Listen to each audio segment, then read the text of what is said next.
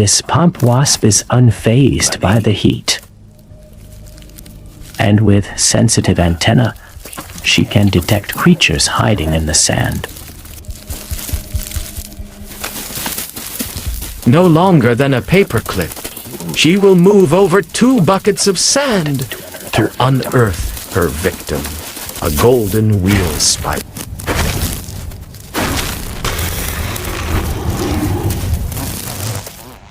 A golden wheel spider. The wasp sting will paralyze. The spider's bite is lethal. And can it accept accommodators? When these desert gladiators clash, the spider rarely comes out on top.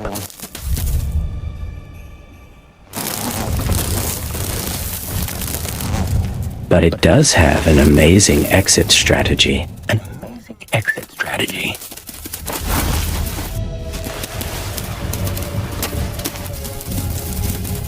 Out of the wasp's range of vision and out of danger.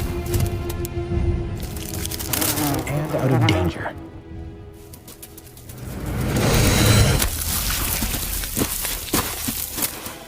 Almost.